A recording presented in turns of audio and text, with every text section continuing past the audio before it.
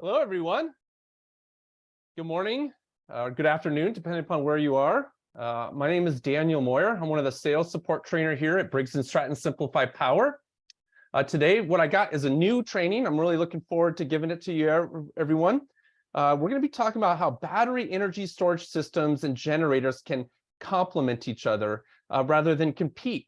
We are going to talk a little bit about the advantages of one over the other. We'll start with that. We're going to do a quick run through of our battery product lineup. We're going to talk a little bit about our generator lineup. And then we're going to look at how does the inverter tell the generator to start and stop? What kind of methodology to that? And lastly, we're going to look at some diagrams to understand how these parts and pieces fit together. One thing I'm really excited about is that Briggs & Stratton is now one of two companies in the United States that makes both generators and energy storage systems together. That's huge because it's one tech support call, it's one warranty, it's one manufacturer providing all these parts. So we're able to integrate them and make them work together in such a way that you're not having to go to one manufacturer or the other, kind of like how it used to be back in the old off-grid days. So this is not NABCEP accredited. We plan to get this course approved shortly, and you will start to earn some credits as we go through this class in the future. But stay tuned. Thank you for everyone joining. I would love to see any questions or comments put into the Q&A button. It's at either the top or the bottom of your screen. The Q&A, don't raise your hand because there's no way for me to pull your hand down. Again, like I just mentioned, the Briggs & Stratton has now come together and provided this all-in-one energy solutions, complete integrated energy solutions provider. I think that's really important. Adding, and we're going to look at this here, adding generators to energy storage systems. And we're going to look at the why and the how here in a second, but it's been part of the off-grid world for a long time. And as somebody who came from the off-grid world, I worked at Sunfrost, which is a refrigeration company up here in Arcata, California. A lot of people had generators. Why? Because if you live off-grid and it's the middle of winter and it's been cloudy for 2 weeks, you have no way to recharge the batteries. You got to run that generator. Run the generator for a half a day or so, charge up that battery bank, and then shut the generator off. And then you're able to coast through until the sun comes out again and recharge the battery. I think a lot of people who are purchasing these energy storage systems are looking for peace of mind, and they're looking for energy independence. So we're going to get into some of the reasons and why. What are the market drivers? And a lot of people have seen these slides before, and we're going to quickly go through them. I know a lot of people on this call know it. Home is a haven. A lot of people are working from home, learning from home. And part of the COVID, I think, response really showed just how important homes are their haven. A lot of people want the internet to keep running. And there's a lot of, we're not certified to run medical devices, but CPAP machines and other medical devices are really crucial to be running. I'm thinking also a lot of the heat wave that we recently had in the news. And although, some of these energy storage systems, even some of the generators, can't power these 4 or 5 ton air conditioners, there's opportunities to provide, I would call them safe havens, or use perhaps like a Mitsubishi or a Fujitsu mini split system that can heat one room while you have a larger air handler for the rest of the house. Maybe like a 12,000 BTU mini split. Existing infrastructure really isn't been kept up the way it should. These climate-related disasters just always keep popping up, whether it's the heat waves, the tornadoes. A lot of extreme weather events are happening every year. We're hearing about it in the news, and that's causing outages. Electrification of everything has become a really big move. I just mentioned it with heat pumps. I know here in California, they're no longer running new gas lines to homes. So it's going to be electric only homes. And what does that mean? That means that how are you going to run a generator? The lot lines are so close together that you can't really install a tank. So you're having to run these energy storage systems to provide that backup and resilience.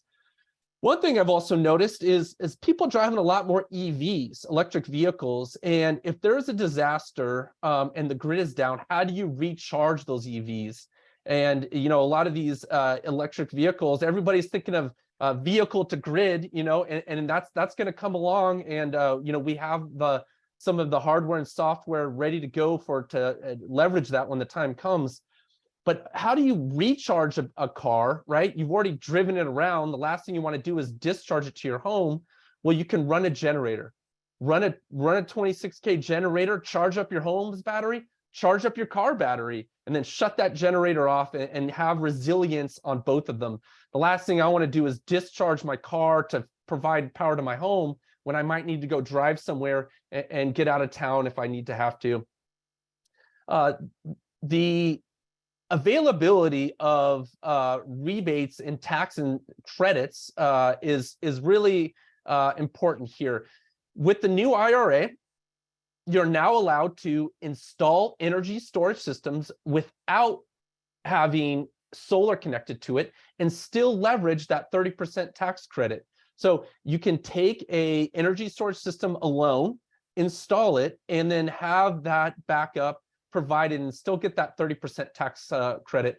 I'm also realizing that now, and this I think is a huge untapped potential, is that nonprofits can now take advantage of some of these direct cash payments for some of these in clean energy incentives. So I'm thinking of houses of worship, churches, mosques, synagogues that can now leverage that tax or the absence of tax, take a direct cash payment and start to become a resource for their community, a refuge for their community, if they will. They can be that community location that does have air conditioning in these heat waves, that can keep the lights on.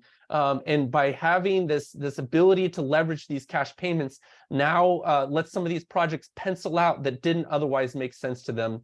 This is a huge market. We're all here on the front lines of this market with these energy storage systems. So excited that we're all here. A lot of people have solar, right? I've gone around my neighborhood and put solar up onto a lot of people's homes. So how do we go out to those existing homes and then add energy storage? And they want to have that energy storage. A lot of people don't realize, I'm sure a lot of people on the call now, I hope do, that if the grid goes down, your solar goes down. Remember, these microinverters, these grid string inverters are anti-islanding, right? They're looking for grid, and if they don't see grid, they're going to shut down within a fraction of a second. Why? Because you don't want to be the one on your neighborhood backfeeding the grid when there's an electrician lineman down the road trying to get the power onto your neighborhood. So what you need is an energy storage system, a grid forming inverter to create a grid in your home, isolate yourself from the grid so fast that the microinverters don't even notice the loss of grid and continue on with their day, producing power and charging up those batteries or supporting the loads. Of course, with our grid forming inverters, we can then curtail charging when it's necessary. So a lot of people have solar, a lot of people want batteries, and that's what's coming along. And why do they want batteries? Well, one of them is backup power, right? You can keep the power onto your home. Utility bill savings. Historically, when I made this pitch, it was all about time of use rates, right? And if you're not familiar with time of use, it's something here in California where during certain times of the day, usually from 5 to 9 or in the evening, power is more expensive. Well, we can tell an energy storage system to discharge itself during those times of day to power the home's load, so we're not buying expensive power from the grid. Of course, I don't want the battery to go completely empty. I usually set a reserve level so that at night, after that peak time is over and I start buying from the grid again, I still have a little juice in my battery so that if there is an outage in the middle of the night, my batteries aren't completely empty. What's happening here in California, and I expect it to happen in other parts, is that we're having new net metering agreements. The rules to how we interconnect and interact with the grid is changing. We just went from NEM 2.0 to net metering 3.0, which now says that for every unit of electricity you send back to the grid, you used to get a full credit, and then you could use that credit at night or in the winter. Now you're getting a fraction of a credit for every unit of electricity, for every kilowatt hour you send back to the grid. But when you consume it, you're still paying the full price. What does that mean? It kind of means that if you don't use the electricity during the day, you lose it. So what do you have to do? You have to store it. And that's where energy storage systems, it's kind of like time of use, but in a way, you're not getting that full credit like you would be getting. So we store our energy at our homes during our day when we're off to work or school or wherever we may be. And then we discharge our battery at night over the course of the day, over the course of the night. Again, maybe holding in reserve a little bit, so if we have an outage. So the way we interact, and honestly, in California, with these new net metering agreements, it no longer makes financial sense to go solar only without storage. It just doesn't pencil out. By the time you recoup your savings from having solar, the system is going to have to be replaced, right? 20, 25 years down the road. So there was this huge rush of people to get in under the older tariff, the NEM 2.0. But I do see this coming along. There's parts of the country that's already happening, right? In Hawaii, it's been the norm for a long time. And in other parts of this country where you might be sitting right now, there is no net metering agreement. So you really have to be able to store that energy and use it when you want. We're going to get through these slides, I promise everyone. Off-grid has been really where people have used generators for a long time. And we're going to talk about this. How can we use the generator to help charge your energy storage system, reducing the fuel, the noise, and the fumes, and extending its life? Why Briggs & Stratton? Well, we're here in the United States. We have that all-in-one solution, excuse me. I'm going to talk a little bit about warranty, but warranty is an important one, especially when it comes to batteries. A lot of times people have warranties on their batteries that are beholden to a certain number of cycle life, at a certain number of years, and a certain number of megawatt hour throughput, or a throughput, the ability to put energy into a battery and take it out. And a lot of other people's warranties, it's whichever comes first. Well, we wanted to keep it simple. It's 10 years, unlimited cycles at 100% depth of discharge with no throughput warranty. So we're going to look at that here in a second. Having the safety is very important. We have entire talks where we talk just about what that UL 9540 and the UL 9540A large-scale fire testing looks like. If that's something that interests you, take a look at our training calendar for some of those upcoming trainings. Remember, our batteries are inverter agnostic. We make a battery that can work with a lot of other people's equipment. And what that means is that a lot of times you're coming out to a homeowner's house, and a lot of this is off-grid, admittedly, that has some existing battery banks, usually lead acid batteries. Well, we can come in there, introduce our batteries, and as long as you get into the set points on that Magna-Sign or on that front of that old Schneider or Xantrex inverter, adjust the set points to where our batteries want to be treated, right? The low battery cutout voltage, disable equalize in your charge controllers, and get that thing programmed properly. You can give that homeowner the resilience and backup that they need. We're able to quickly charge and discharge these batteries, which is going to become important here in a minute when we think about running a generator kind of at full tilt and then shutting that generator off. Tech support, I can't underestimate how great the tech support call is. We always like to pick up the phone. So I want to just take a step back here and say, you know, when you're coming out to a homeowner's house and you're sitting down at the kitchen table, you know, energy storage may not be the answer for them. It may be a generator. And likewise, if somebody is thinking they want a generator, and energy storage may be a good fit. And so for me, well, I work for Briggs & Stratton. I don't care which one you choose, right? Because I'm still selling you something, whether it's a generator or a battery. But there is going to be opportunities to combine those together, and we're going to talk about it. But that may not always be the solution. There's an opportunity to an either or. So let's talk about the pros and cons of generators and pros and cons of energy storage. What's a pro of a generator? It's essentially it can run nonstop. If you have a city natural gas line coming into your home, that's an unlimited source of fuel. If you have 1,000-gallon propane tank sitting in the backyard, that's essentially a really unlimited supply of fuel. So you can run this generator, providing the whole home backup. A lot of times in energy storage, we're going to start talking about critical load subpanels and isolating large loads, because the last thing I expect from a homeowner is to, turn off a bunch of items and not run the dryer and not run a lot of loads and drain your battery really quickly. Load shedding is going to be in smart home controls, is going to play a part in that. But really, when it comes down to it, as a generator is going to give you that whole home backup, that whole home provision.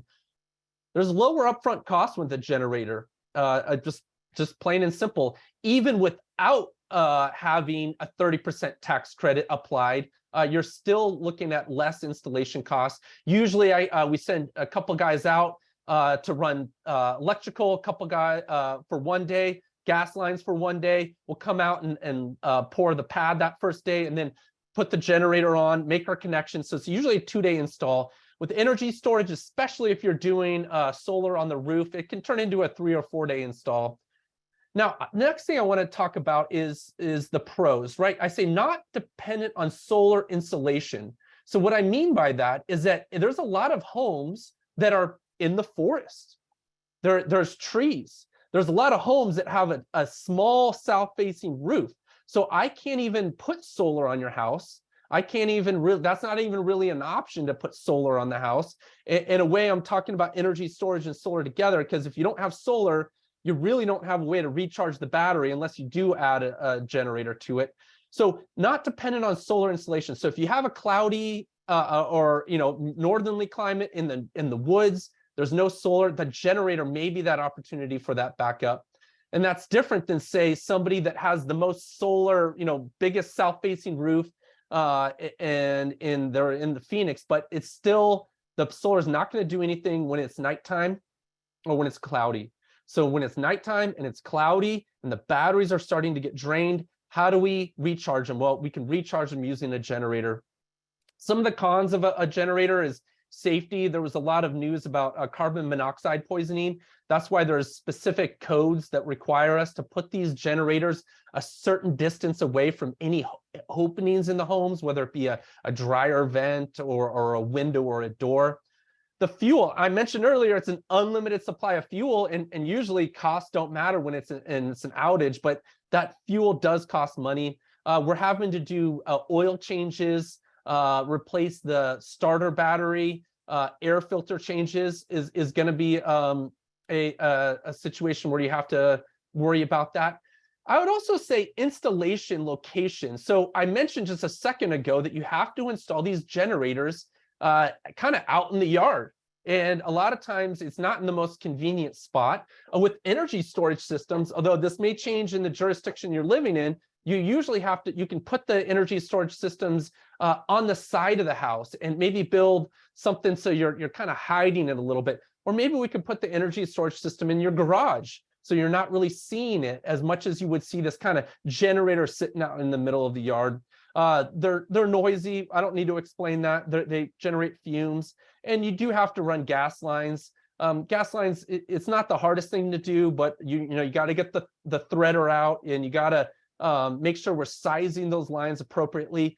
You got to get under the house. I know a lot of solar guys don't like getting under houses. They don't mind the roofs. I think a lot of the plumbers don't like getting on roofs, but they like getting under the houses. Either way, I don't want to get on either.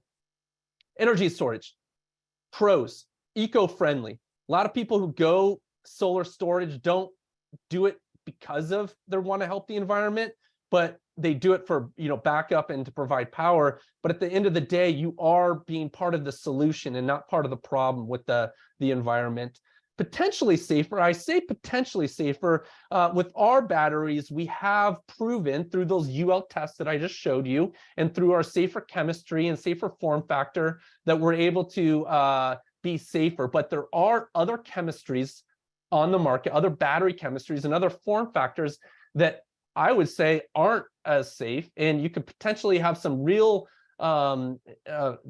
thermal runaway events, and we're just now seeing what the potential is, right? You and I on this call maybe have installed a generator or energy storage system here in our neighborhoods, here or there. What is it going to look like in 10 years or 20 years after we've been working hard and every other home in our neighborhood has a battery?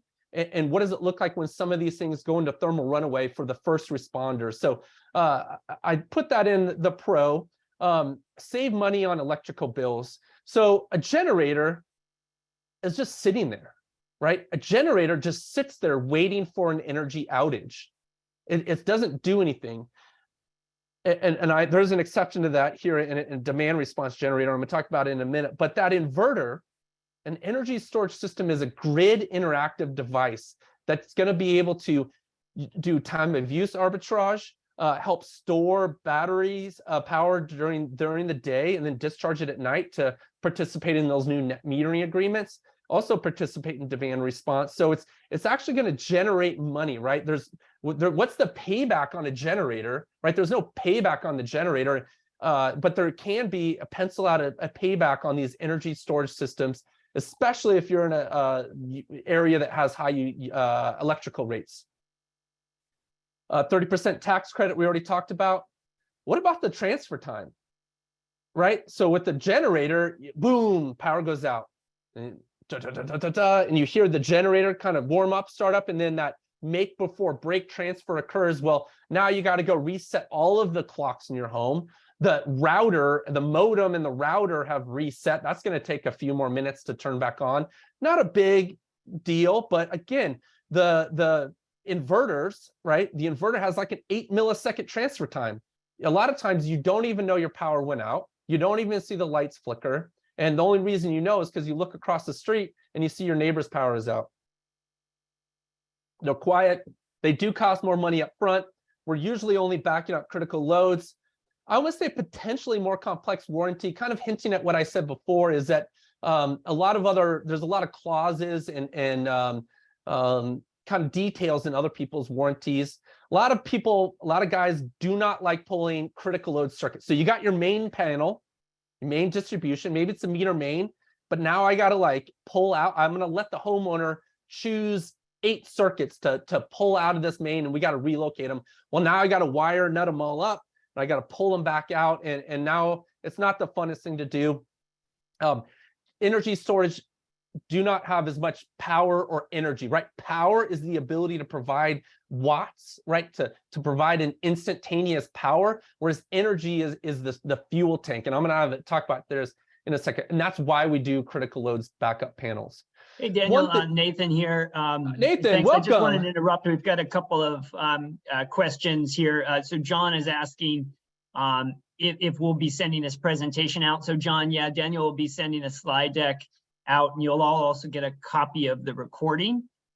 Scott's saying here that the new net metering agreement has made grid feed almost useless here in California. That's right. So battery demand is going to skyrocket. Customers would like to force zero grid feed. Does Simplify allow specifying zero grid feed? Yes. The answer is yes. Yes, absolutely. And then Drew says, for future webinars, we'd like to be able to upvote questions and have chat for everyone. It makes the webinar so much more informative and fun. And Drew, we'll consider that. He also asks, does the new code limit of 20 kilowatt hours in garage impact your installs?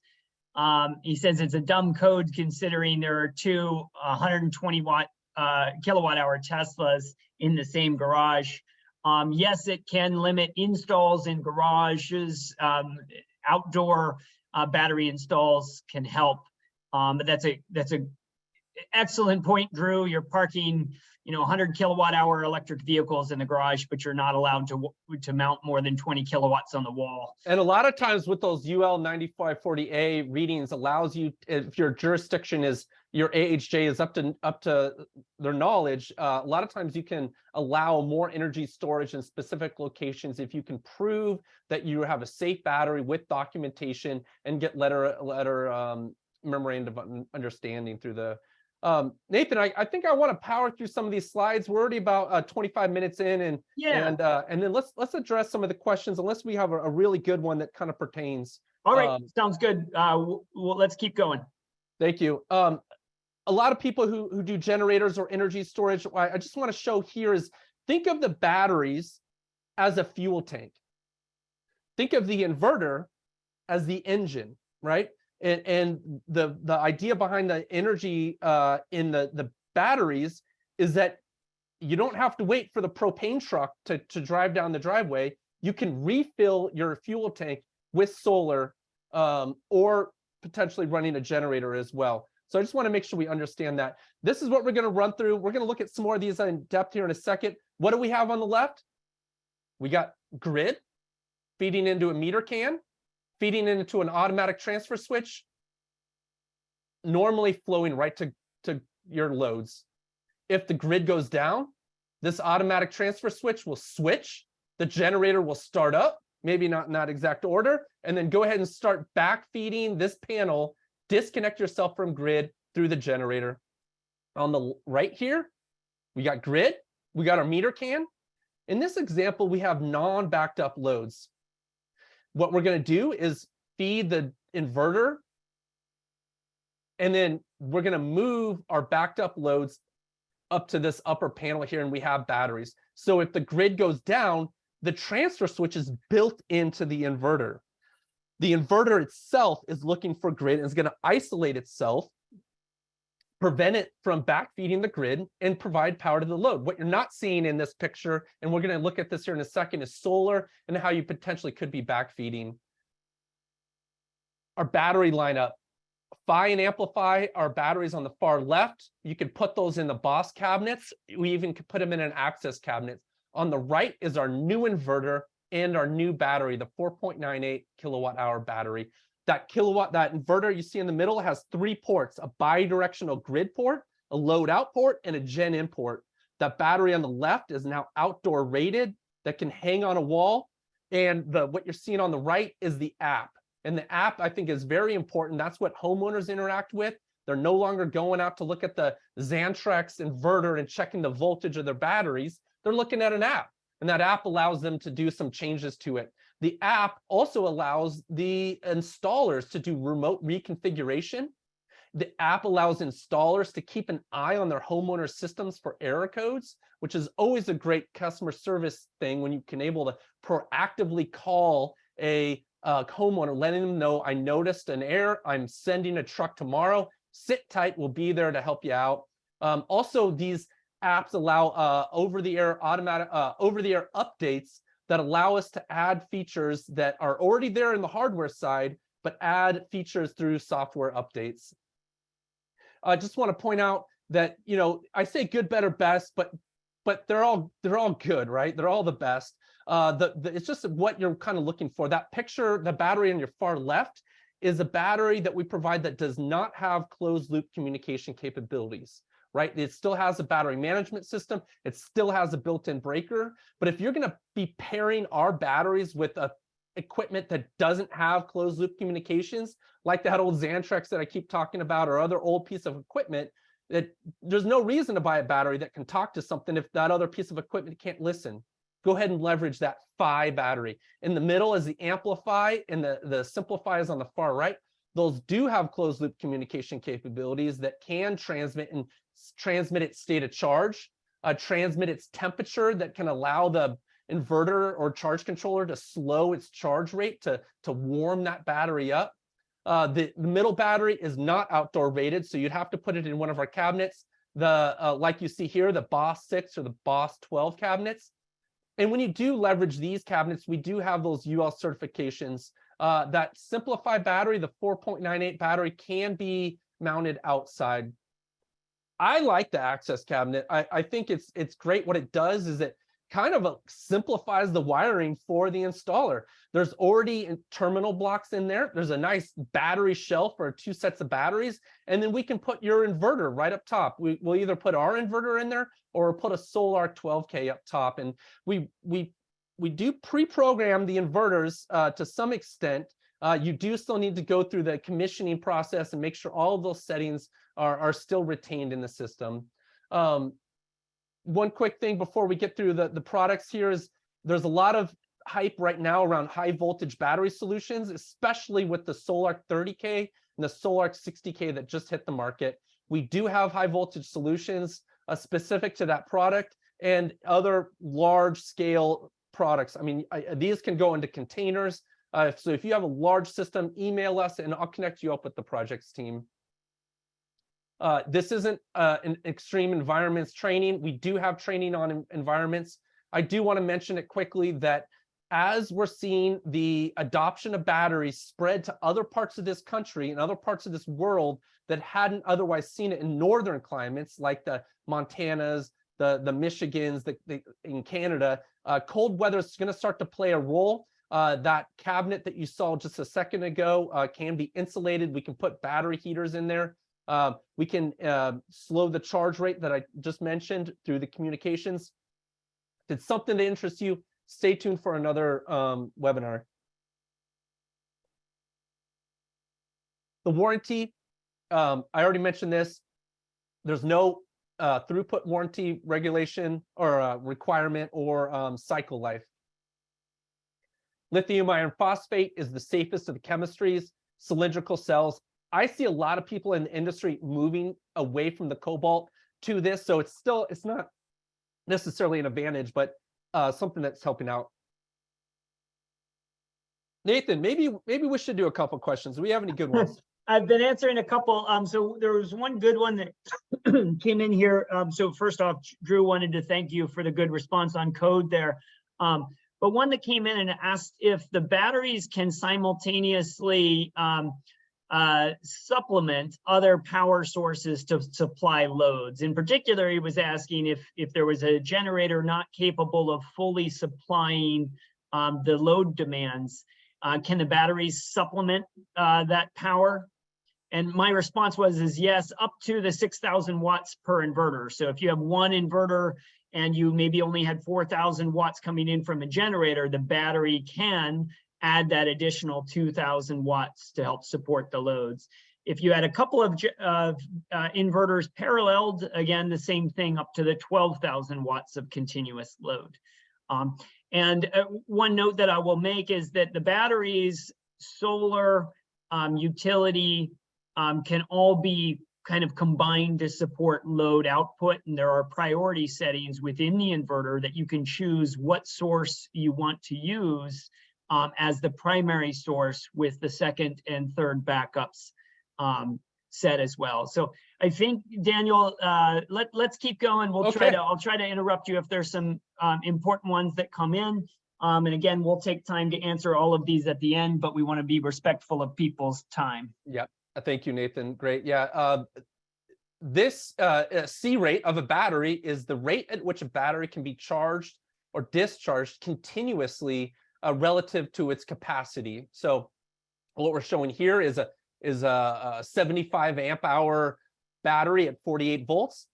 That means we can continuously charge or discharge it at 37.5 amps, right? It's a 3,800 watt hour battery. That means we can charge or discharge at 1,900 watts. The idea here is that we can charge and discharge these batteries quickly so that we can supply loads that need a lot of juice, but we can also charge up the batteries quickly. And I would almost say that it's not really the batteries that's going to be the limiting factor on how fast they can be charged. It's going to be the limiting factor is going to be the inverter and the inverter's ability to provide a charge to the batteries. And so we'll talk about that here in a second. We can scale, right? What does scale mean? That means we can scale these batteries up. And that's why we chose a 4.98. Well, one of the reasons we chose a 4.98 kilowatt hour battery is so that we could scale 4 of them up to get just under that 20 kilowatt hours if you're at somebody who's kind of sticking to some of those other codes. Ability to expand. I think that's a great feature where you can come in, add batteries to a home, and then go ahead and say, hey, we're going to do a kind of a simple backup for now. If in the future you have a change of lifestyle or you change in budget, we can add batteries to your system.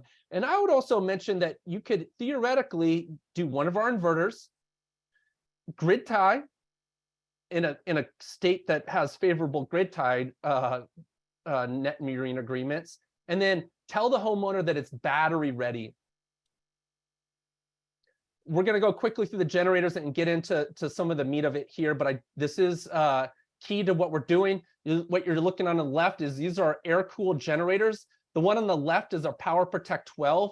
That's a vertical generator. So the engine's on top and the alternator is actually at the bottom. What that means is that it's a much smaller footprint, which really means you can kind of put it into a nice small area in the yard. The middle is a Power Protect 20, and on the right is our Power Protect 26, one of the most powerful air-cooled generators on the market, or the most powerful air-cooled generator on the market. Inside these generators is an engine. And I'm really proud to say that this is an engine that's built here in the United States. This engine is designed to not only run generators, but we use this engine on like riding lawnmowers. That my mother-in-law has one of these. So this engine is really designed to be started and stopped repeatedly, but it has these kind of features that make it much more resilient, like a better oil cooling system, and some of our technology around the cylinder. This is the lineup. One thing I kind of just really quickly want to point out here is that if you look at the Power Protect 17 and the Power Protect 20, and look at the kilowatt rating on natural gas versus propane, there's no D rate. Whether you run them on natural gas or propane, they output the same amount of power, which is uncommon. And it's actually, if you look at the 26 or the 10 or the 12, they do D-rate a little bit. What I'm going to point out here in a few slides is you see that Power Protect 12. That Power Protect 12, I think, is going to be the perfect pairing to pair one Power Protect 12 with one inverter. Why? Because that Power Protect 12 generates 12,000 watts. The inverter can only accept 9,600 watts in from a generator for a single inverter. You can always stack them. So why would you have a much larger generator than what the inverter can pull, right? You could have the biggest generator you want, but the inverter is only going to be pulling from what the inverter is asking for it. So the Power Protect 12 is perfectly sized. Why do I say not the 10? It's because the 10 doesn't have the 2-wire start capability, which is what we're going to talk about here in a second. Hi, Daniel. You mentioned just a second ago that you have to derate a little bit. There's a little bit more energy in propane than there's in natural gas. How much is that derating typically as a percentage? Are we talking 50%? Are we talking 10%? What is it? Well, it's 10 versus 10 kilowatts versus 8 kilowatts. Exactly. So I think it's like maybe 20% or so. Right. And yeah, and it even looks a little less for the Power Protect 12, but it's not significant, but it's something that should be accounted for. There are opportunities to actually have non-emergency air-cooled generators. So a standby generator is meant to be installed on a home that has grid power as its primary power source. So we do have the ability to provide a generator that's warranty is not going to be voided if you put it on an off-grid home. That warranty is not going to be voided if you happen to be running the generator and part of a co-op or a utility demand response. So it's a nice feature, and we can get into this a little bit more in some of these other trainings. We talked about warranties on energy storage systems. We're going to talk quickly about warranties on generators. Everybody has, the warranty for all the major components, right? We cover that. A lot of people have good warranty on the parts, but what a lot of people lacking in their warranty is who's going to pay for me to send 2 people out in a van an hour away to go do a service call on a generator, or even just one person in a van. Who's going to pay for the mileage? Who's going to pay for the labor? You know who will? Is Briggs Stratton, because our warranty does cover that, and you can see it called out here. And we can go into warranties a little bit more if anyone has specific questions on that. We make transfer switches. The standard transfer switch, and this again is usually used in whole home backups. This transfer switch is just sitting there providing grid, feeding through straight to your load panel. If the power goes out, the generator recognizes that utility power has gone out. It's going to start itself up, warm up, and then send a signal to transfer. This transfer switch is going to transfer over. It's controlled by the generator, and then now allow the generator to feed power to the loads. We have another transfer switch called Symphony 2. It's a little smarter, I guess, maybe in a way. Normally, grid's feeding through this thing and right out to loads. If power goes out, the generator recognizes utility power has gone out. The generator is going to start up, warm up, start running. The transfer switch, this Symphony 2 transfer switch, is going to notice that grid has gone out and also see the presence of generator grid. And then, and only then, is it going to transfer. There's opportunity here for some power management. And if that's something you're interested in, I'm going to talk about Power Academy has some trainings on how to use some of our load shedding devices. So that first one I talked about is signal to transfer. The second one was manual. Sorry to interrupt you. We had a question come in that I was wondering if you could answer, because I'm not sure of it here. What's the decibel rating on the generators? And the corresponding wattages were listed there. So 26, the PP26 stands for 26 kilowatts. Yep. The 20 stands for 20 kilowatts. But do you have information about, I know that the water-cooled systems are typically quieter than the air-cooled, and we mentioned sound here, but we don't mention decibel ratings. Do you know? Yeah, we'll have to get back to you. Yeah, but just know that yeah, we'll get back to you. We can email you and we'll get those specs. I don't have them on here. I do know that whatever they are, they're quieter than some of our competition. Great. Randy, I'm going to provide the email as a response. Thank you. 2-wire signal to start. That's what the inverter does. The inverter sends a 2-wire signal to start. It knows when grid's gone. It knows when the battery is low, and it can turn that generator on.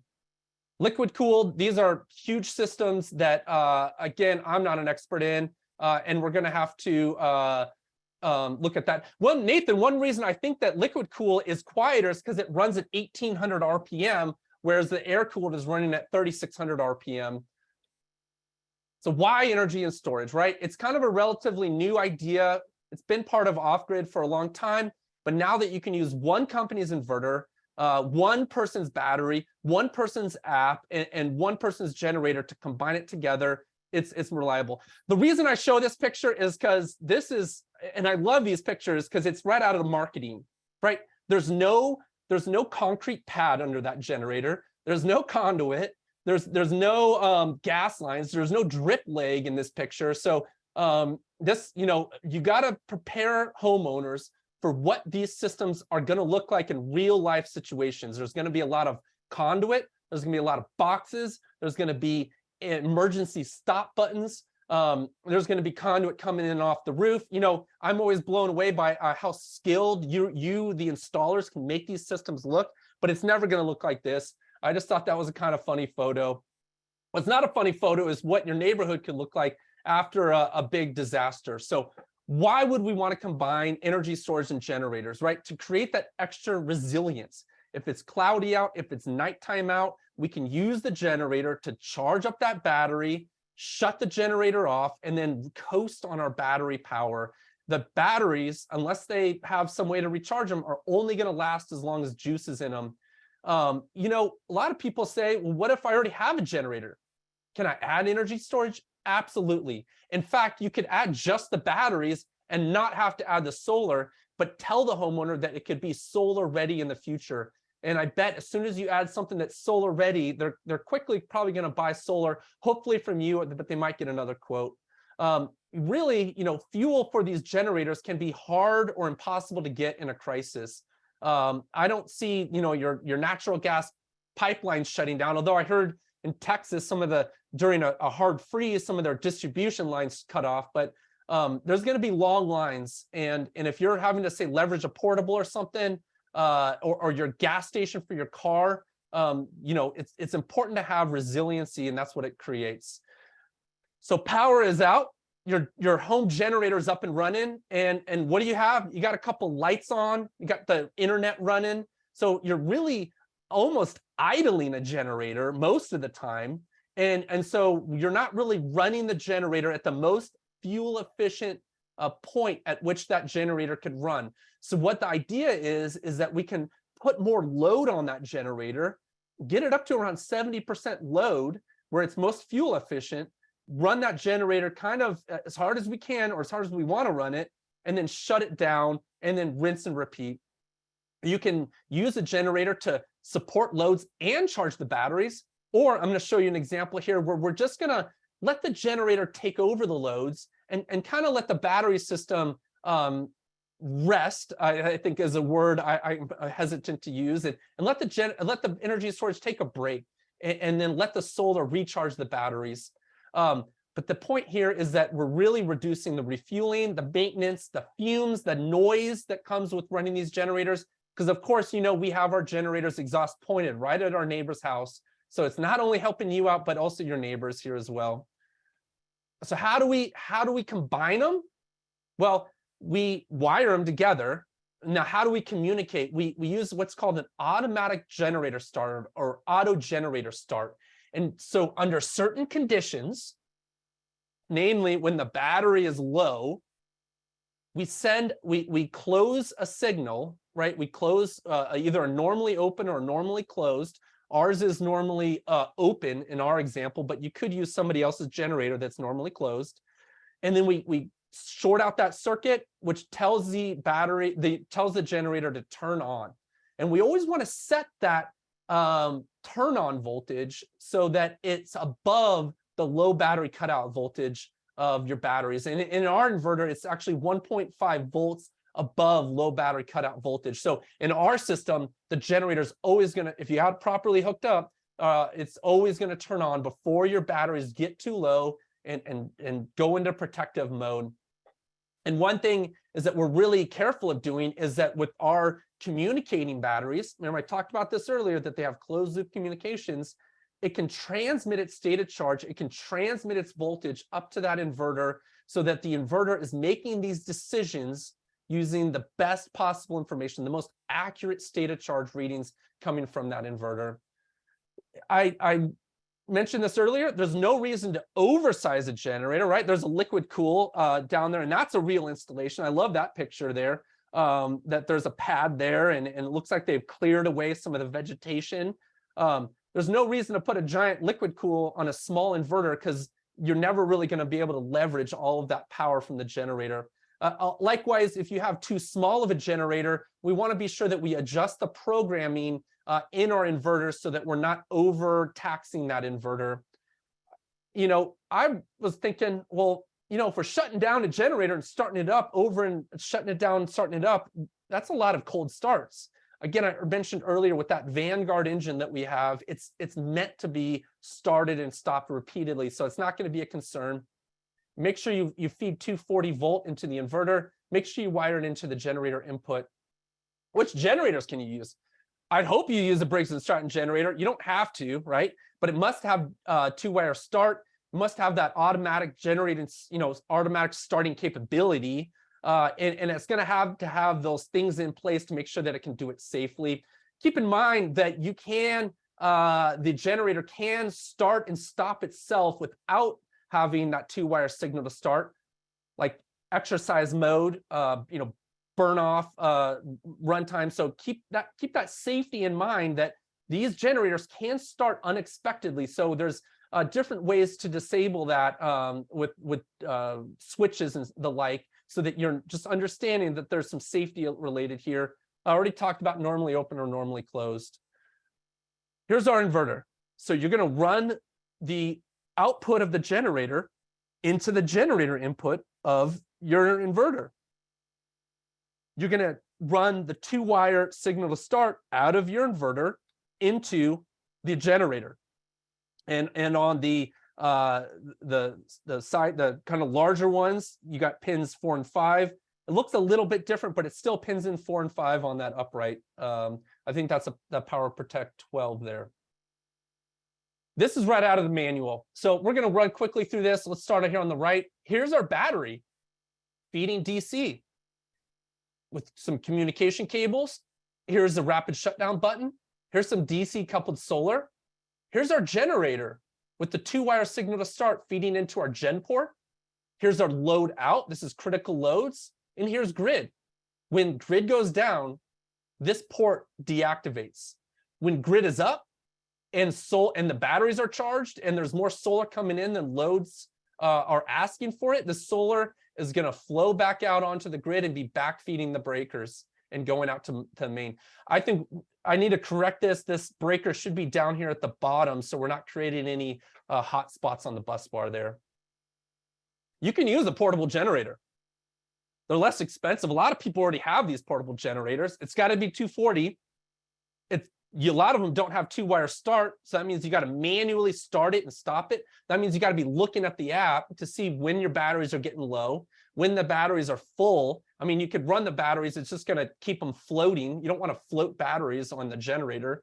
One thing to keep in mind, and I don't want to get too deep on this, is that a lot of these portable generators have specific instructions talking about whether or not the inverter chassis is bonded to neutral. So I don't want to get into trouble here, but carefully read all of your generator manuals to understand when and why you might need to unbond the neutral, the floating neutral, the bonded neutral.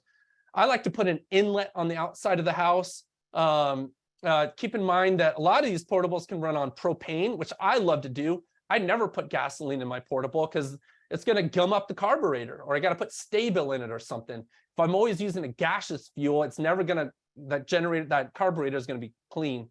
And that keeps in mind, you're having to store fuel, especially E85 can get gummed up. But regardless, always keep the portable generator isolated from grid, right? Don't plug your generator into your dryer outlet and then turn your main off and try and power your home. That is not code. That is not okay. Let's use things like interlocking breakers to back up stuff. We got 8 minutes here. We're going to run through the designs and then we're going to break for some questions here. What are we looking at? Here's grid. Here's the meter main. This is called the meter main for all you people on the East Coast. We have these things out here on the West Coast. This would be non-backed up loads.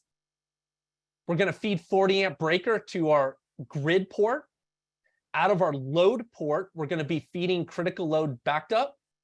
We have some solar here with some AP Smart System rapid shutdown devices. Remember, we have an AP Smart transmitter sending the keep alive signal built into our inverter. We're still going to add a disconnect. This may or may not be needed for your jurisdiction. We have some batteries down here that are all in parallel. We also have a combiner here with some overcurrent protection devices that may or may not be needed. And we have a rapid shutdown device. It's nighttime. There's no solar. The batteries are starting to get low. What do? The inverter knows that. It sends a 2-wire signal to start. That generator is going to start up, run, charge up the batteries until it kind of hits about float voltage, and then it's going to shut the generator off. A couple things to note is that we have to supply grid to the generator. Why? To power the battery tender, any cold weather accessories you might have. And that generator is also kind of looking for grid. Remember, I talked a little bit about the auto mains failure. So it's important that you go into your GC1031 controller, which is the generator controller, and you disable that auto mains failure. Otherwise, if you have it enabled, and the generator gets a 2-wire signal to start, but it still sees grid, it's not going to start. So we can jump into that a little bit more in detail in some other trainings. But the idea here is that we charge up the batteries with that generator. Here's an example of, here's an example of that Solarc 15K.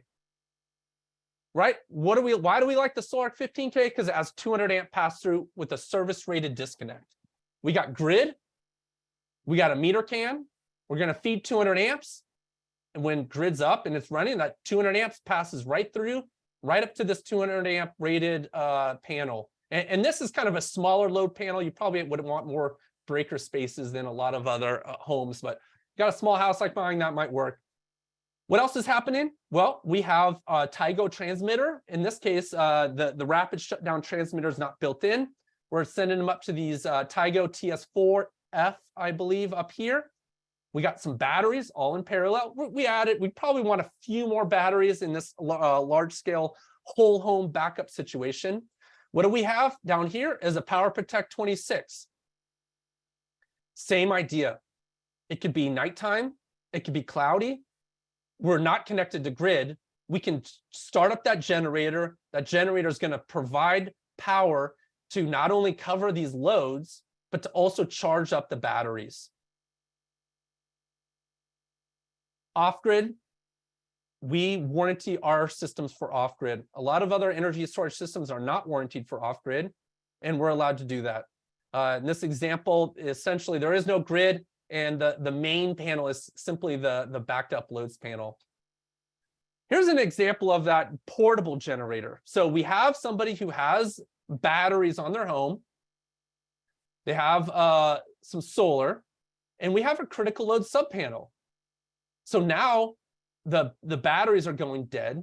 And the only reason really you would know that in this example is that you would have an app that says, my batteries are going low.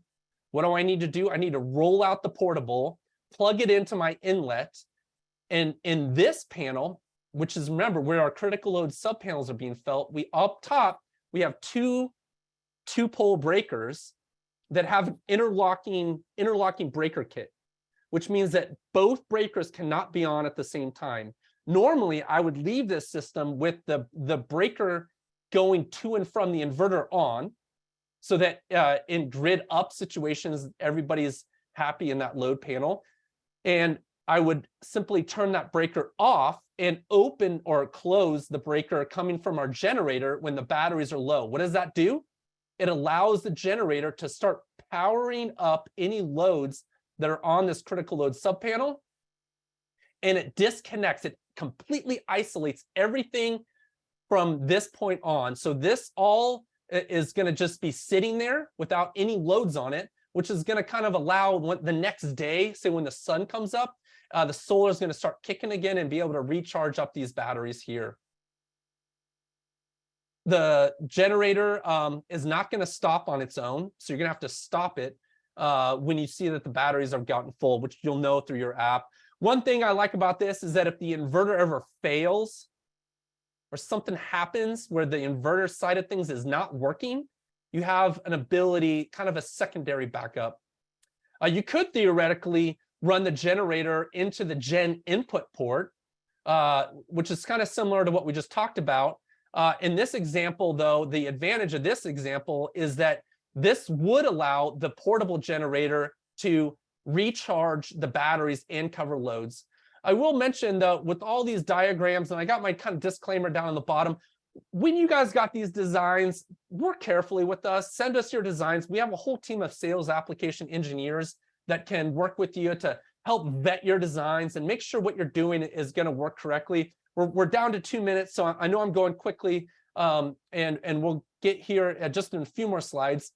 You can parallel up 5 of our inverters, up to 60 of our batteries can be in parallel. And this is kind of what's looking like a whole home backup. We got grid, we got our meter main. We're going to split it off to some breakers that feed these individually. We got batteries coming in that we're going to split off and feed individually. And we got some load out feeding this critical load subpanel. We got a big generator that we're going to feed into this panel and then split off into feed off of these 3 inverters here. We definitely have a lot of more trainings that go in depth, that go a little slower, that kind of pick apart a lot of this. If you're interested in the generators or energy storage, the Power Academy is the way to go. Here's how to get there. You can text LEARN to 33988, thepowerportal.com. We also have training available on our training calendar, upcoming training calendars. And again, there's the link to the Power Academy. We're here for you. I know when I was attending some other webinars earlier, somebody put in a quiz saying, what's most valuable? Is it the warranty? Is it the products? And one of the big top ones was tech support. And we're going to be here. I've been out there in the field, in the rain, at the side of a piece of equipment, calling tech support, hoping that somebody is going to pick up. And when they do, and I get good help, it makes all the difference. Training at simplifiedpower.com is our email. Nathan, That's it. Ended perfectly on time. Any questions we have? Well, I first want to provide some feedback. Somebody had asked about the decibel ratings on the generators. For the air-cooled 10 to 20 kilowatt, they're running at about 68 decibels. And the larger 26 to 60 kilowatt run more like 65 decibels. So a little bit quieter on the larger ones. The water-cooled ones also, I believe, don't have the fan noise as well. So that's potentially another reason in addition to the RPMs. Yeah. Randy says he wanted to know if we have gas versions of generators, and I believe we only have natural gas and propane versions of our generators, right? Yeah, well, we do make engines that are leveraged in other people's portables. So, but any standby generators are gaseous fuel. Thank you, Daniel. And so that's a good point. If you want to stick with that quality Briggs engine, we do make those engines and they're leveraged by other people's designs where they put the electrical components on, but use our engines. Randy asked, where's the AGS come in with an off-grid system? So the off-grid system, again, it's the same idea that you can have when the batteries go low, the automatic generator signal will start the generator. So in a lot of ways, it's similar. There's no transfer switch, right? It's always feeding. It's always disconnected from grid because there is no grid. So I'm not sure it operates the same. I'm not sure if I understood that question. I think that you interpreted properly. That if you are running low, you want the AGS to turn on your generator, help to charge up your battery bank. And then when that battery bank reaches a redischarge voltage, it'll automatically turn that generator off if you're using the AGS feature of the inverter. Somebody writes, if I submit a load calc for the home and a load schedule and customer wants no compromise, full home backup with no loads excluded, is there a service to aid in the system? Can we do that, Daniel? A whole home backup? Yeah, absolutely. So, there's codes that come into play with generator size, right? A certain number of VA per square foot, certain number of kitchen lighting circuits. But I think, when we start to talk about energy storage, the key here is to understand that how big of an engine, right? How much power may we need at any given moment? So there's calculators on our websites and there's other calculators that are available to help us size the amount of watts we might need at any instantaneous moment, but then also help us understand how much do we need in our fuel tank, or how much energy do we need, say, for one day to get us to the next day to have solar recharge. So we absolutely can and work with our sales application engineer teams that they'll help put together some systems for you. Randy writes, fantastic products have been running for 4 years perfectly. Thanks, Randy. An anonymous attendee writes, when to add generator versus battery plus generator, 175 amp demand load. Again, I think here we're looking at a conversation with the homeowner, really, if whether they want to have that battery or they want to have the generator. Generators, as Daniel highlighted early in his talk, offer a lower cost way to provide large amounts of power, but then you have to pay for the fuel, right? And you have that transfer time in which loads go down for some amount of time while that generator, the transfer switch is kicking over to the generator. Adding batteries plus a generator allows you that kind of UPS style backup where you don't even notice the downtime. And if you want to ask more questions, our team will be happy to talk with you about what a good solution is for specific customers. Again, you can reach us at training@simplifiedpower.com. And I think that's it. Nice answer. Thanks. That works. Appreciated it, Daniel. I appreciated you running the training. Yeah, thank you, everyone. And we'll keep an eye on our training calendar. Again, it's not an either or, it's a complementary. And I do know I'm gonna leave it with the final thoughts here is that we're going to become, we're getting really aggressive with the pricing on our energy storage system. So once you factor in a 30% tax credit that you can now leverage on solar only, to say that a generator is always going to be cheaper is not necessarily going to be the case, especially if I'm having to run big 1-inch gas lines under your house and making all these different connections. So it's going to be changing here. And absolutely, last thing is that if we do have people with generators out there already, it's time, and you're out there doing a maintenance, right? We're out there changing oil. Have a conversation with the homeowner. Ask them, you know, hey, we got a new energy storage system that's going to be this grid interactive device. It's going to reduce your runtime. It's going to be a price tag, right? I'm not going to say this isn't cheap, but it's an opportunity to get some repeat business. So thank you, everyone. We're going to be giving this again, probably next month and again after that. So stay tuned to our calendars. Nathan, thank you for being here with us, and we'll see you next time. Thanks, everybody.